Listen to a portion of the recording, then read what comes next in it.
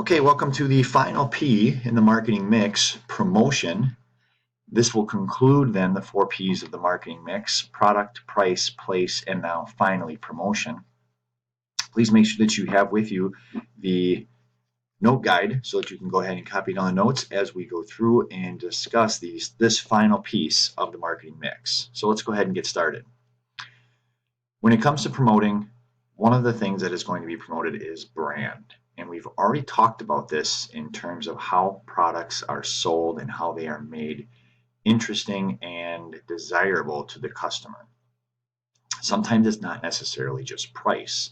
We talked about this when we were discussing price, but sometimes it is the brand that consumers desire and not necessarily how much they have to pay for it. So branding is a big part of promoting products and services. So what is a brand? A brand is simply a name, symbol, or design used to identify a product. These are examples of brands. Notice how all of these different symbols and ways of writing their name is unique to all of those particular companies. And because of that, consumers can associate with them based off of those looks. It's also defined as the thoughts and feelings associated with that particular name and that logo. All of these logos down here should be familiar to all of you. All right. So when we get to class, we are going to be doing an activity, in which case we are going to take a look at branding. We're going to do an activity called Think, Pair, Share. We're going to define what branding is. We're going to pick a brand that's mentioned in the article, and then how is that brand being used. And then finally, why is branding important for that particular product? So that's an activity that we're going to do that's going to go along with the promotion side of the 4 Ps of marketing. Okay, so after that, we are going to go ahead and complete our discussion, come back as a class. And what we need to realize and hopefully get out of this entire article and the discussion is the fact that brands may compete against each other, but to be unbranded is a huge risk. If you are unbranded, you are known as a generic product. Nothing differentiates your product. Nobody knows your product for itself. That is the purpose and the power of branding. All right, so what makes an effective brand? Let's take a look at this. We have an example over here of the Jimmy John's brand, which is obviously a sub sandwich place that competes with Subway, Cousins, and other sub sandwiches. So audience knowledge, uniqueness, passion, consistency, competitiveness, exposure, and leadership. If you notice within any particular product competitors, each one of those are going to try and pick something that is going to separate themselves from their competition. All right, I'm going to use 2 examples here. I'm going to use pickup trucks. When it comes to pickup trucks, there are certain aspects of the trucks that Ford, Chrysler, and Chevy are all going to try and market to their consumer. Ford is marketing as a work truck, high torque, built for work, built to do those jobs, the blue collar type of individual. Whereas Chevrolet is looking more for comfort, design, uniqueness, elegance within its trucks. And then Chrysler's trying to go the other route. So what are they going to use there? They are using making it economic, and at the same time, it's not sacrificing, say, for example, acceleration. So these are just different ways that they try to set themselves apart from their competitors. In the sub-market, Jimmy John's, they focus on speed. So how fast can they get you your sandwich after you order it? Subway, freshness, because your sandwich is made right in front of you as you purchase it. And then Cousins, all about their bread, better subs. So everyone's going to have their little unique take on things in order to sell that brand and get customers to purchase their product over their competitors.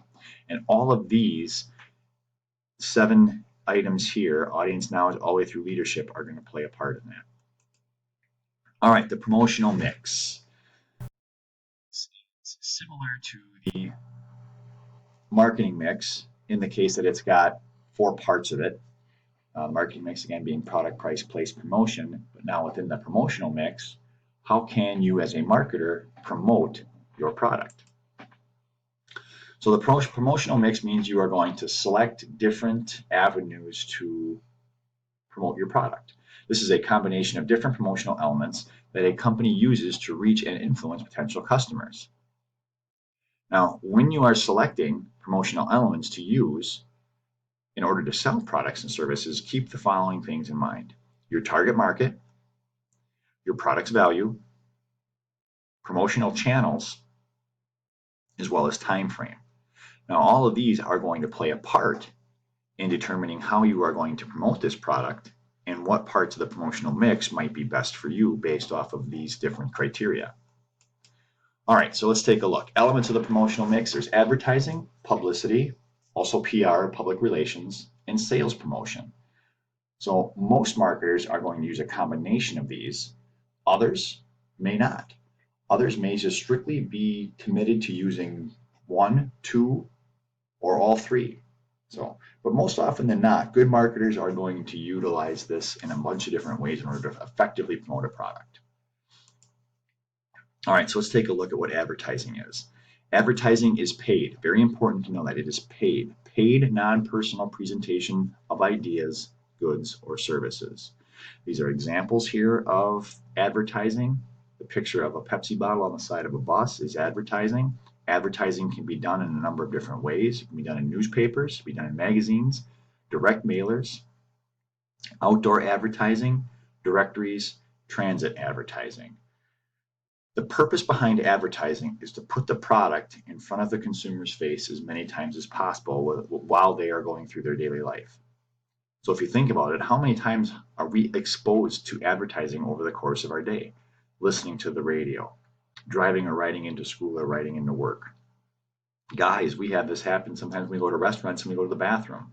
There's advertising right up above the urinals. So it has gotten to that point where you want to be able to put the product in front of the face of the customer as many times as possible to try and influence their behavior.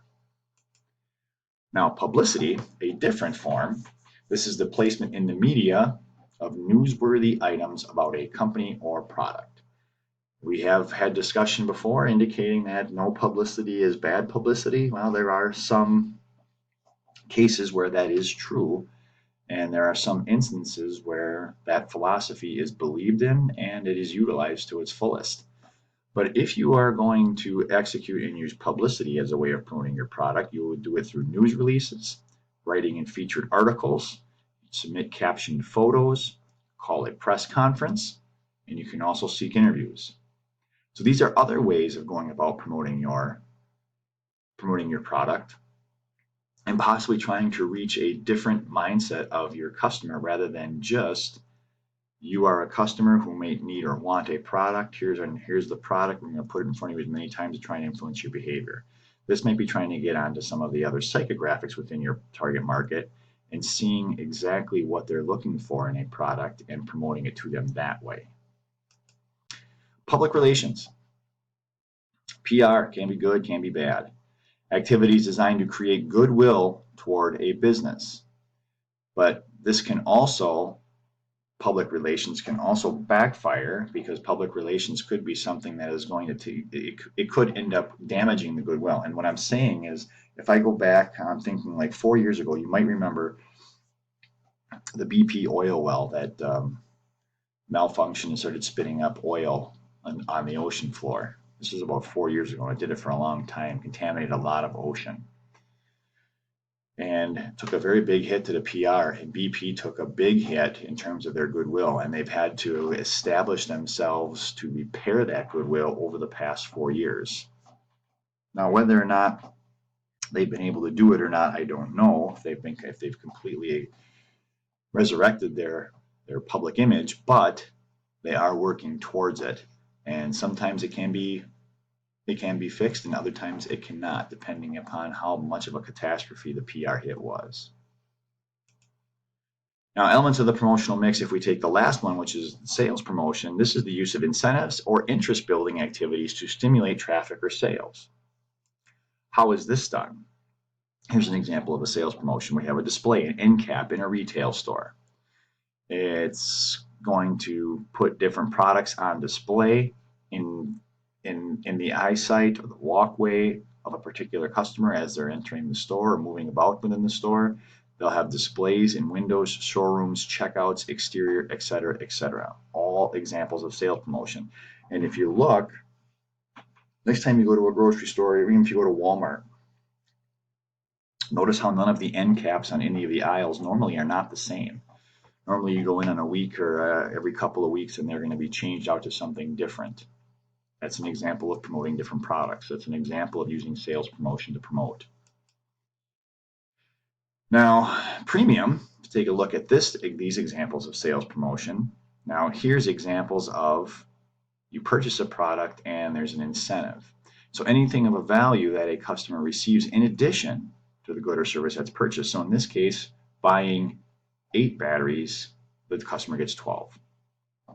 Over here, buying 1 Starbucks coffee and getting a second one free. So these are incentives in order to get the customer into the store and purchase the product. Rebates are another way. Rebates could be mail-in, could be instant. You see a lot of these, especially with electronics. So in this case, the camera, receiving a $100 rebate for purchasing the camera, could be a mail-in, could be instant, depending upon the structure of the rebate. But it gives the customer an incentive to get something back in an attempt to influence the behavior to purchase the product. Same thing down here, a $40 rebate, $40 cash back is being offered for purchasing these games at HasbroRewards.com. These are another excellent example of different sales promotions utilizing rebates. Sample. Sometimes you can get free samples of the product to use in an attempt to try and get you to become a loyal customer and purchase the product later. So you see these a lot. Actually, I remember getting something like this when I first started college. We got our dorm packs when everybody moved into the dorm. There was one for male students and one for female students, and it came with a lot of these different samples. And so based off of having these samples, could or could not have influenced college students to purchase those products, but nonetheless, it was a promotional pack. There's sweepstakes and contests. You see this. This is a big one, huge one. I remember this one from all the way back when I was in grade school, the Monopoly game at McDonald's, which still comes back and is played every once in a while. This is where you get pieces on different items, you get Monopoly pieces on different items of food or drink that you order, and then you start to put together your Monopoly board trying to match up the properties and instant prizes like French fries, free milkshake, free cheeseburger, things like that. Sweepstakes here to win a free chance to go to Super Bowl, or possibly you might be able to get product for a year or something along those lines. So different ways of promoting products can be done in different ways, all used in an attempt to manipulate the behavior of the customer to purchase your product. Personal selling. Personal selling can be very, very beneficial to promoting a product, and it can be sometimes downright annoying if it is not done correctly. We've all experienced personal selling. We've all experienced going into that retail store and not even having 2 steps into the store, and all of a sudden you've got somebody breathing down your neck. How you doing today? Can I help you find anything? In some cases that might be beneficial. In some cases that might work. In other cases, sometimes the personal seller might just be pushing too hard on the customer. So how is personal selling done? Personal selling is the selling conducted by direct communication with the customer, important for a new business, important if the customer needs detailed information. So questions being answered and things of that nature in order to sell a product.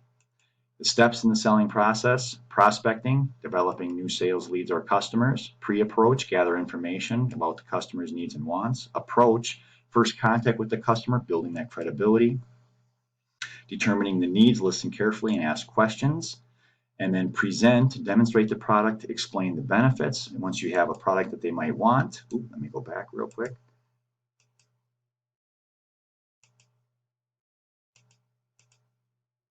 Presentation, and then there's 2 more steps. Number 6, overcoming objectives. They have questions about things, or they might not quite be sold on the product. You got to move them forward. How do you do that? And then finally, close the sale.